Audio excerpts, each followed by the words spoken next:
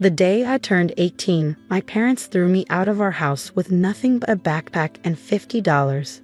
"You're a disappointment," my father had sneered, watching me stumble down our perfectly manicured driveway. No daughter of mine would choose art over medical school. My mother stood behind him, arms crossed, her expensive tennis bracelet catching the morning sun.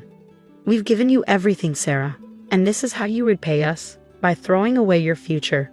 Everything they'd given me came with strings attached. The piano lessons I'd loved were just for college applications. The art supplies I treasured were only allowed because they thought it would look good on my resume. Even my volunteer work at the local animal shelter had to stop because it wasn't prestigious enough. I remember standing at the end of our driveway, watching the massive iron gates close behind me.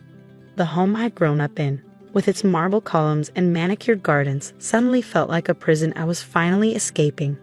But freedom at 18, with no money and no plan, was terrifying. That's when Aunt Isabella stepped in. I didn't know she'd been watching that day. Didn't know she'd seen everything from her sleek black Mercedes parked down the street. Aunt Isabella, my father's older sister, had always been the black sheep of the family. While my father chose to be a surgeon for the prestige and money, she'd built her technology empire from scratch. "Get in," she'd said, pulling up beside me. I'd always loved my Aunt Isabella. She was everything my parents weren't: warm, genuine, and more interested in who I was than what I could become. In her fitted blazer and Christian Louboutin heels, she looked every bit the CEO she was, but her eyes were kind. "They're wrong about you, Sarah," she said as we drove away. "Art isn't just about painting pretty pictures. It's about seeing the world differently. That's what makes great innovators." That day changed everything. Aunt Isabella didn't just give me a place to stay, she gave me a future. Her penthouse became my home, her guidance my compass. While my parents told everyone I'd run away to avoid responsibility, Aunt Isabella helped me apply to art school. She saw what they couldn't, that my artistic vision could revolutionize user interface design. For 5 years, I thrived. Graduated top of my class. Started working at Isabella's company, Montgomery Tech, designing interfaces that would change how people interact with technology. My parents never called, never checked if I was alive. Their silence hurt, but Aunt Isabella's pride healed those wounds. "You're exactly where you're meant to be," she'd tell me, watching me work late into the night on project deadlines. What I didn't know was that she was sick. Terminal cancer, diagnosed 6 months ago. She'd hidden it well, still came to work every day, still mentored me, still fought with the board over innovative directions for the company. The day she died, I lost more than an aunt. I lost the only real parent I ever known. The funeral was exactly as she would have wanted it, elegant but not ostentatious, focused on celebrating life rather than mourning death. I sat in the front row, wearing the black Chanel suit she'd bought me for my first board meeting, trying not to cry as person after person spoke about her brilliance, her kindness, her vision. Then I saw them. My parents walked into the church like they owned it. Mom in her designer morning wear, Dad in his custom-made suit. They hadn't aged well. Money might buy expensive clothes, but it couldn't hide the bitterness etched into their faces. They spotted me immediately, their eyes narrowing with recognition. "Sarah," my mother's voice was honey-sweet poison as she approached. "Darling, we've been so worried." I almost laughed. 5 years of silence, and now they were worried. "What are you doing here?" I asked, my voice steady. Aunt Isabella had taught me how to stay composed under pressure. "She was my sister," my father said stiffly. "Of course we're here. And you, well, it's time to come home, Sarah. This rebellious phase has gone on long enough." Before I could respond, a tall woman in an impeccable suit approached us. "Ms. Montgomery," she said, addressing me. "I'm Victoria Chen, your aunt's personal attorney. The will reading will begin shortly in the private chamber. Would you please follow me?" My parents' expressions shifted instantly. "Will reading?" My father's voice sharpened with interest. "We're her only living relatives." Well, aside from Sarah, but surely. Ms. Chen's face remained professional, but I caught a glint of something like satisfaction in her eyes. "All will be explained shortly. Please follow me." The private chamber felt too small for the tension filling it. My parents sat across from me, trying to look concerned while their eyes kept darting to Ms. Chen's briefcase. I touched the delicate pendant Aunt Isabella had given me on my last birthday, a tiny silver key with the words "Future Unlocked" engraved on it. "Before we begin," Ms. Chen said, "Ms. Sarah, Would you please show me your necklace? My parents looked confused as I removed the necklace. Ms. Chen examined it, nodded, then reached into her briefcase. Now, she said, I'll read the last will and testament of Isabella Montgomery, CEO of Montgomery Tech and majority shareholder of Montgomery Industries. What happened next would change everything. I, Isabella Montgomery, being of sound mind, hereby declare this to be my last will and testament. Ms. Chen began reading. The room felt charged with electricity as she continued. To my brother Richard and his wife Margaret. My father leaned forward eagerly. I leave precisely what they gave my beloved niece Sarah 5 years ago, $50 and the chance to walk away. The room exploded. This is outrageous, my father shouted, his face turning purple. I'm her only sibling. Ms. Chen continued as if he hadn't spoken. To my niece, Sarah Montgomery, I leave my entire estate including but not limited to my controlling shares in Montgomery Tech, valued at $2.8 billion, all properties both domestic and international, my entire investment portfolio and full ownership of Montgomery Industries. My mother's designer purse hit the floor. That's impossible, she whispered.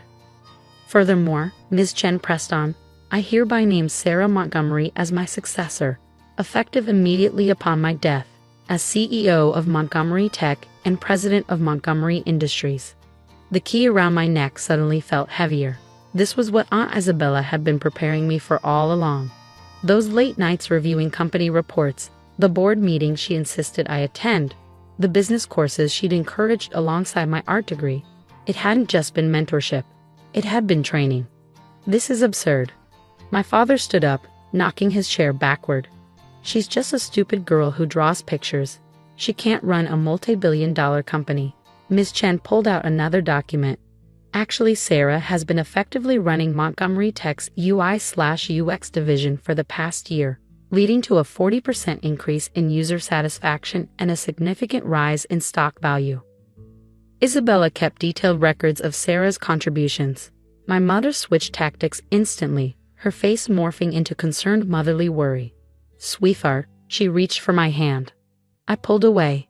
This is too much responsibility for someone so young. Let us help you. We're family after all. Family? My voice was quiet but firm. Family doesn't throw their daughter out with $50. Family doesn't abandon their child for following her dreams. Aunt Isabella was my family. Now, Sarah. My father's tone turned threatening. Think carefully about what you're doing. We'll contest this will. You're clearly not mentally prepared for this responsibility. Ms. Chen smiled for the first time. Isabella anticipated this reaction. She pulled out a flash drive. This contains 5 years of documented attempts by both of you to access Isabella's accounts, including fraudulent documents using her signature. She kept everything. She also documented your attempts to bribe board members to vote against Sarah's projects. My parents paled. Additionally, Ms. Chen continued, there's a letter here for Sarah. She handed me an envelope with my name written in Aunt Isabella's elegant handwriting. My darling Sarah, if you're reading this, then everything has happened as I predicted. Your parents have shown their true colors once again. But you, my brilliant girl, are ready for this, more ready than you know.